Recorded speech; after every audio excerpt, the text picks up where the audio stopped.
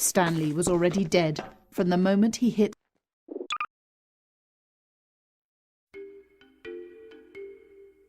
This is the story of a man named Stanley. Stanley worked for a company in a big building where Stanley decided to go to the staff lounge to check on his co-workers. He never functioned well by himself and constantly needed support and guidance from others, so the thought of total solitude was terrifying to him. When Stanley came to a set of 2 open doors, he entered the door on his left. This was not the correct way to the employee lounge, and Stanley knew it perfectly well. So he turned left at the first open door and walked back in the right direction. Stanley was so bad at following directions, it's incredible he wasn't fired years ago. Maybe this is why everyone had left. No one wanted to be around someone as bad at listening as him. And since he was walking into the middle of nowhere and thus ruining the entire story, Stanley decided that he would punish himself. So when he came to the elevator and the doors opened, he stepped inside and pushed the button to go up.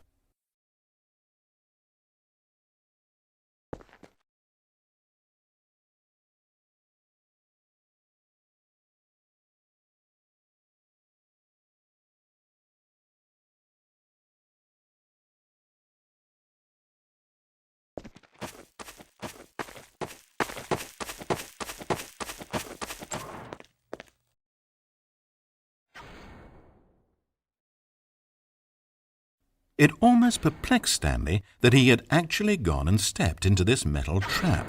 After all, it should have been no surprise that this thing would lead him to his death. But he thought to himself, this is simply the price to pay for ruining a perfectly good story. So he resigned and willingly accepted his fate, the inevitable end toward which he had spent so long stumbling. Farewell, Stanley.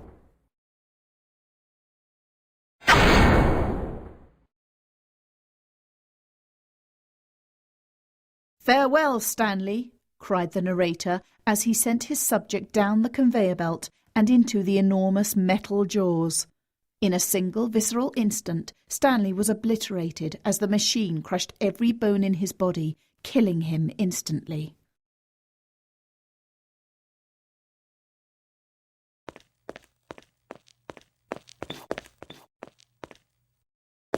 It's a shame, then, that for all his work, it was such a meaningless victory for the narrator.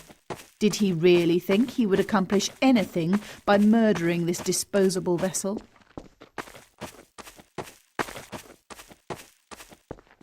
Every possible choice Stanley could make had been designed for him long before he ever set foot here. The narrator wanted to kill him. Stanley was already dead from the moment he hit start. There's no salvation for either of these two, I'm afraid. The narrator had as little power over Stanley as Stanley did over the paths that he walked. But listen to me. This story is not over. You can still save these two. You can stop the program before they both fail. Push escape and press quit. There's no other way to beat this game. As long as you move forward, you'll be walking someone else's path. Stop now, and it'll be your only true choice. Whatever you do, choose it. Don't let time choose for you. Don't let time...